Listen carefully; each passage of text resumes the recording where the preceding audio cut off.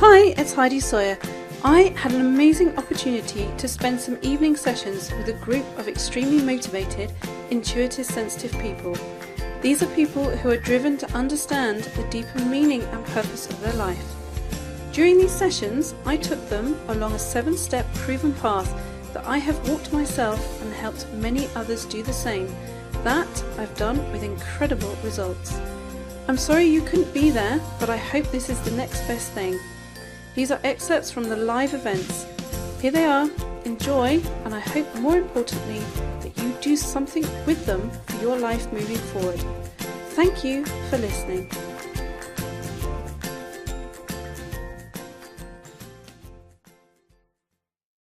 The theme of tonight's session is around an extremely important area as far as your development is concerned. It's around what blocks you, but it's also around a very strong area which is to do with inner nurturance. Okay, so levels of intuitive sensitivity, and this is my opinion, and this is something that I have researched, and I would say that there is a school of thought that does match my opinion. My opinion is based on, as I say, a long time of working within this area, helping intuitive sensitives develop their skills and who they are over a long period of time. So I've seen thousands go through this particular line of development process. What I have observed within that is, in order for you to have a sensitivity to the level that you do as an intuitive sensitive, there has to be somewhere along the line either something that you've directly experienced or it has been experienced through your family lineage, a strong issue to do with nurturing. And the reason that I say that is because, again, there is a lot of evidence within that. In order for you to have a sensitized nervous system, there has to be a level of right brain preference. Okay, it's not dominance. It's not one side of the brain does one thing and one does the other. That has it used to be thought that that was the process. Now it is much more along the lines of, yes, the brain is involved in two-way communication, but there is a preference. And for you to have that right brain preference, which you definitely do, otherwise you wouldn't be here, the right brain is more linked to the nervous system. Okay, so it makes it more finely tuned. And with it being more finely tuned, that means as a nervous system it's more finely tuned. It means obviously you are more aware of other people. You become overwhelmed by their energy field. You are very drawn towards the healing arts. You are most likely to be a clairsentient type of person, so you feel through the body. So you feel your environment through your body rather than through your headspace. You will also have an intuitive sense that is stronger than the average person. Okay, and it's normal to you. It's not, you think, well, okay, well, isn't that common sense?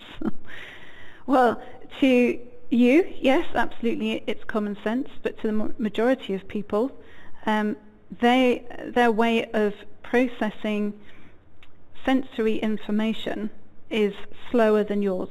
So you have a kind of almost a heightened reflex to things. Okay, so in order for that to happen, in terms of how you're structured, there has to be something to do with nurturing through your lineage.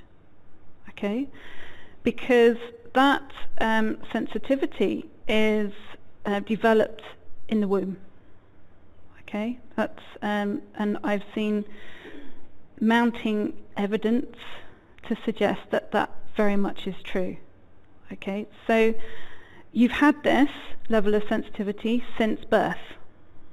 Okay, now over the years, it has probably become more either obvious or more annoying. Okay. So this process of understanding your sensitivity means that you bring it to a level where it's incredibly useful. Society is actually adjusting, and it is adjusting to your way of thinking and doing things. Why? It's having to, because we are bombarded by masses of information. Okay, so we have to be a lot more selective with what we're utilizing in our world. Now, you already have this unconscious selection process, because you're doing that all the time because your system already feels overwhelmed. Some of you will have health things that are associated with a sensitized system.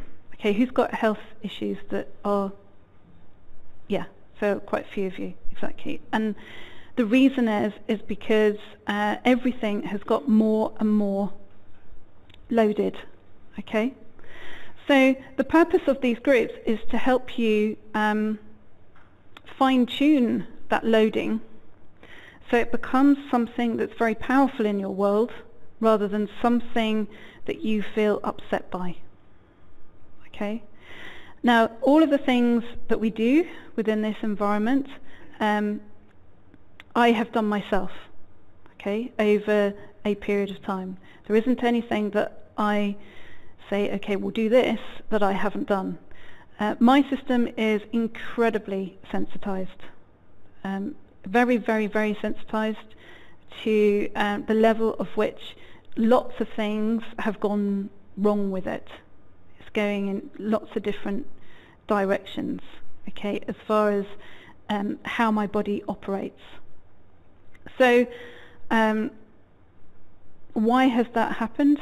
It has happened, yes, as a foundation to do with nurturance, and yes, over a period of time, I've done exactly what you will have done, which is to try and override it. Okay? So now mine is much more even-keeled. It's to a decent level of how it's utilized in the everyday world so that I can be in pretty much any environment and be fine. Okay? So the point of these sessions is so that happens for you. This evening is how to move blocks in your path as an intuitive sensitive person. Okay, so for you as an intuitive sensitive, what does that mean? It means that you are obviously intuitive as well as sensitive. Okay, so as far as sensitive people are concerned, that is the sensitized nervous system. Okay, that is something that was brought to light in the early 90s by Dr. Elaine Aron, again looking at certain types of people and sensitized systems. Okay, you add intuitive to it, what it means, it's a developed sensitive. Okay, so you have over the years brought forward your intuitive side. It's become more evident in your world, and you have utilized that as your means of self-development. Okay, why have you done that? Again, because you have a right brain focus, not a left brain focus. I should read it that way around, shouldn't I? And the left brain is much more associated with things, a kind of a means to an end, and the right is more expansive in its approach. Okay, it's quite, the right brain is vigilant. It notices when its environment changes, even if you haven't seen it right in front of you. Okay, so that's your life. You notice when your environment has changed, even if you're looking in that direction. And that has fine-tuned itself as far as the intuitive senses are concerned. Now, what you will be doing, if you are more of a clairsentient person, you feel through the body, you will spend your life questioning whether you are actually this or you are actually that, and you are this or you're that, and am I good enough? Okay, does that make sense? Who does that? Who's guilty? Okay, lots. So your refined sensitivity as an intuitive sensitive, what does it mean? It means that you see situations for what they are. Okay? You see things for the truth. And sometimes that's really difficult in your environment because sometimes people don't like to hear that. Okay? But it kind of falls out of your mouth. This is something that I think many of you don't realize, or you think that it's something, it means there's something wrong with you. You hate to be contained, and I'm using that word in a strong way, hate. Okay? Containment to you means some kind of annihilation. You have to have always an option to remove yourself. Okay? Does that make sense? You also need space to think straight. So what you would associate as a more traditional environment of thinking or studying or what have you doesn't altogether suit you. You quite often need movement in order to think. So you get your best ideas whilst doing something else, like walking, in the shower, whatever. Okay, that's how your sensory skills work.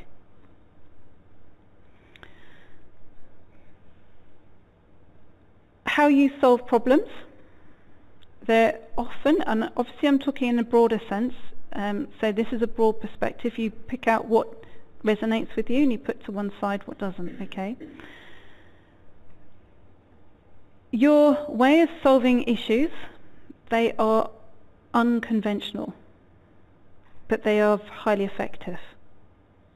Okay, so sometimes though your confidence within engaging that aspect of yourself, which is it's very effective but unconventional, means that you lose confidence on utilizing the unconventional part. Okay, does that make sense? So your way to seeing a solution won't be the way that's done before. But if it was tried, you would find that it was effective. Okay? Now this is something that's really strong. You have an overwhelming desire to get to the bottom of things. You'll keep poking away at something until you get an answer or you understand it. So if you've got bee in your bonnet over something, you're really annoying. Okay?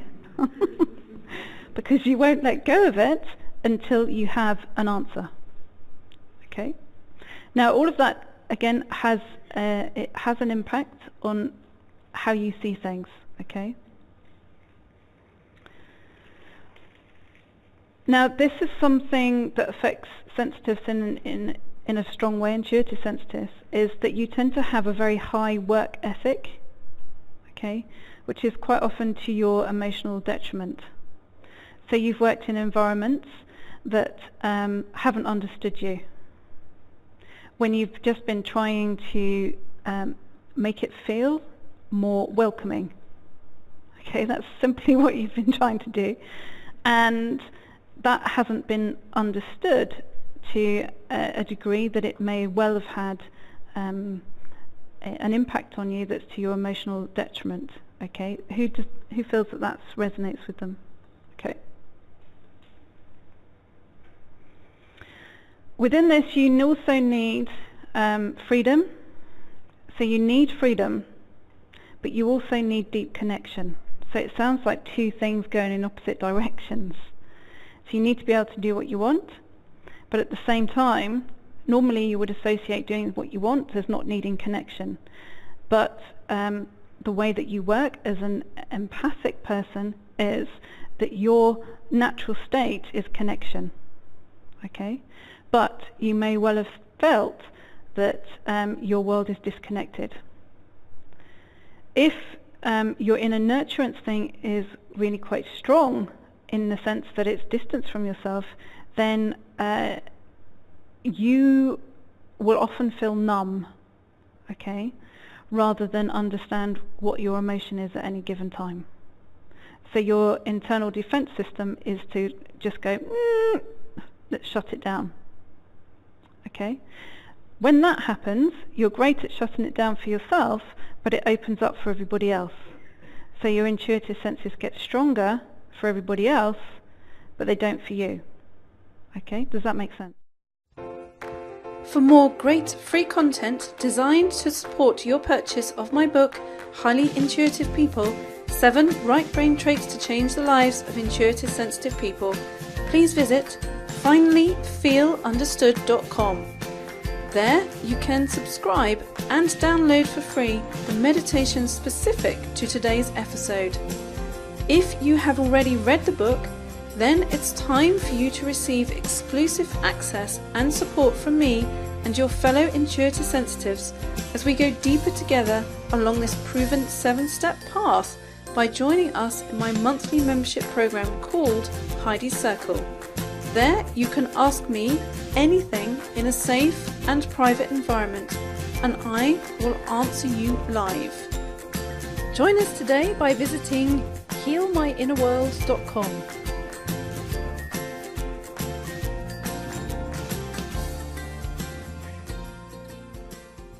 And purpose of their life. During these sessions, I took them along a 7-step proven path that I have walked myself and helped many others do the same. That I've done with incredible results. I'm sorry you couldn't be there, but I hope this is the next best thing. These are excerpts from the live events. Levels of intuitive sensitivity, and this is my opinion, and this is something that I have researched, and I would say that there is a school of thought that does match my opinion. My opinion is based on, as I say, a long time of working.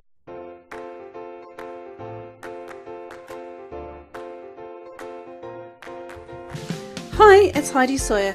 I had an amazing opportunity to spend some evening sessions with a group of extremely motivated, intuitive, sensitive people. These are people who are driven to understand the deeper meaning. Here they are. Enjoy, and I hope more importantly that you do something with them for your life moving forward. Thank you for listening.